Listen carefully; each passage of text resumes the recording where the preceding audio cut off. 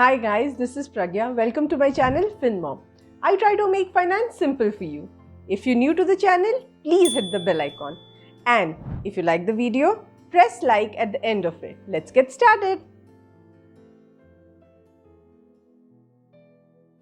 Hi guys, today we are talking about something that nobody likes to talk about. We are talking about a budget. I remember growing up, my dad used to keep telling me that you should first make a budget, then stick to your budget. But, I was a little careless with how I handled my money, when I started earning, and I was only 21, so I won't really blame myself. But had I started earlier, I think I would have done better finance. Like they say, better late than never. So, yes, I started making a budget, and it made a huge difference in my life. The way I saw money, the way I spent money, and the way probably I treated my money.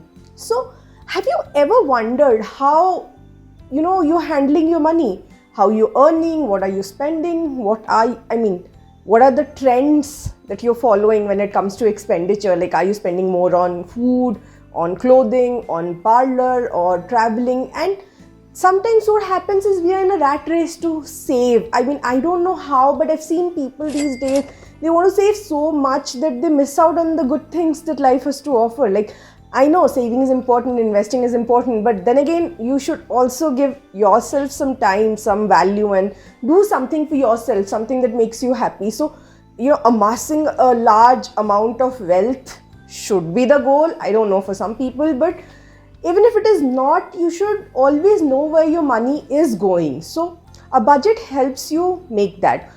Technically, budget is a set of income and expenditure for a set period of time. Like, you must have heard the budget session in the parliament. So you see, the government of the country also makes a budget. That's how important making a budget is. But we are not the government, we are individuals, and our budgets are more restricted or personalized, or rather say customized for our own needs and based on our own income. So now today I'll tell you how to prepare your own budget. Now again, this is a set of items that I consider important, that forms part of my expenses. So if you want to add or subtract something, then it's your wish. Now this, what I'm showing you, is a monthly budget. Now you should also have a yearly budget. Some people like to travel. For example, we want to do a annual trip abroad, say a Europe trip, or go to some new country, explore, and so that is a major expenditure in our annual budget. So we like to keep some amount aside. See, if you pay 5 lakhs, at one go, it's not possible for a middle class person to have 5 lakhs liquid available to finance the trip. So it's only when you save certain amount every month, you accumulate that amount to go and do your thing. So our annual budget will have travel allocations and allocations for leisurely activities, for our education, for health, for insurance. But what I am about to show you is a monthly budget. If you want me to make an annual budget for you, or if you want to know how we set goals in the long term or the short term, please let me know in the comment section, and I'll make a video on that. So let's get started on the monthly budget. So we start with income, salary. Now I'm assuming a median income here, so I'll take 1 lakh, but your income may be more. If it's more, then it's good. If it's less, then you have to, juggle the expenditure in that way. So first and foremost, and something that hits it really hard, is rent. So I'll say 15,000. Like, assuming your salary is 1 lakh, I think 15,000 is a reasonable rent to pay. If you're paying more than that, then based on your priorities, I won't say much. Maybe food is included and everything, but like, try to keep it within your income level. It should be in proportion to your income. See, if you're spending more than you're earning, you're always in a deficit, like the government again. But a deficit is not going to do very well in the long run, because the deficit will keep accumulating, and you will need more money at the end of a certain period, and then you'll have to take a loan, then pay an EMI, then there'll be more deficit. It's a vicious cycle. So it's very important how you handle your money. Savings, I do 25,000, and then my grocery, that's 8,000. Then maid, cook, domestic staff, say 10,000. Bangalore is a little expensive, but eating out. This is one category that I always cross, and I try to stick to my budget, but probably my tastes are a little different, so I always end up spending more. It's important that you stick to your budget. Then clothes. You don't have to buy clothes every month. You can, but like when I say clothes, it means clothes, bags, your everyday essentials and stuff. So clothes, say 5,000.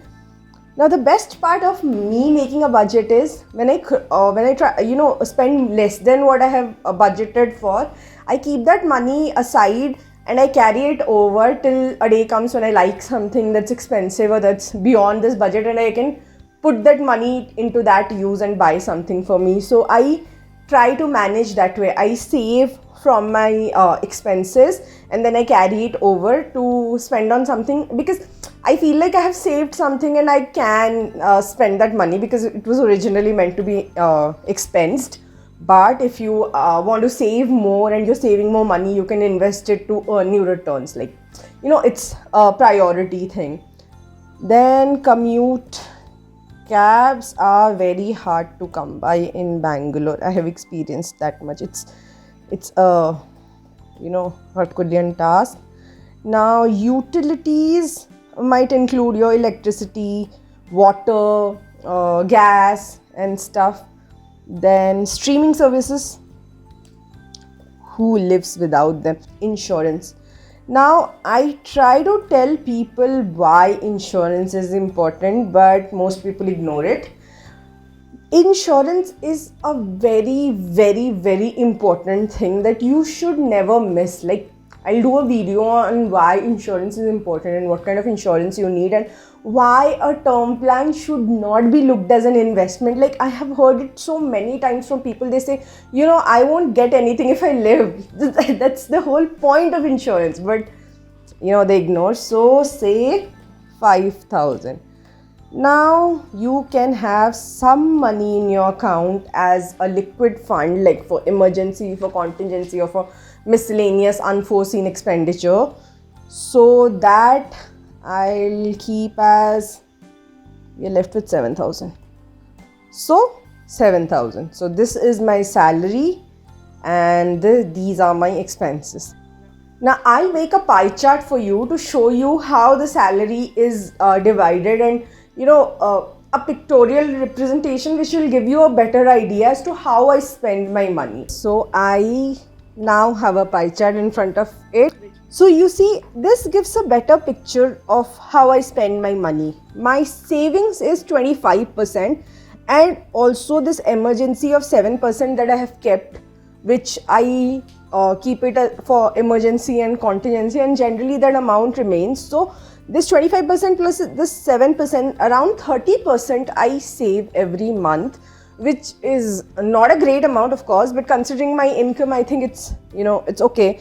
My groceries 8%, maid and cook expenditure 10%, eating out 10%, clothes 5%, commute, utilities, streaming services, insurance all 5%. Now depending on how you're spending, see, the way to prepare a budget is you take what you've spent in the last month or the last year, you take it as a base. Like, this is how you spend money, and then you decide, oh, I'm spending more on this, I shouldn't, or I'm spending less than this, I can, alert some money to that pocket. And so you decide how you want to spend your money, and based on that you make a budget. Now, making a budget is very important, very good, you've done an excellent job, but the most important part is you compare your actuals with your budgeted. That tells you whether you are sticking to your budget or not, whether the budget that you made is reasonable and you can actually follow it or not. Like, we make a very nice budget, oh, I'll not eat out this month, I'll just spend 1,000 or 2,000 on it, or I'll not buy clothes for 6 months and I'll not spend much. But what happens is something or the other happens and we all humans at the end of the day, we all make mistakes, or they're not even mistakes. See, if you're spending on something that you like, then it's not a mistake. So if you want to spend on something, or you're spending more on something that you thought you wouldn't spend on, so you revise your budget. But it's always important that you first save.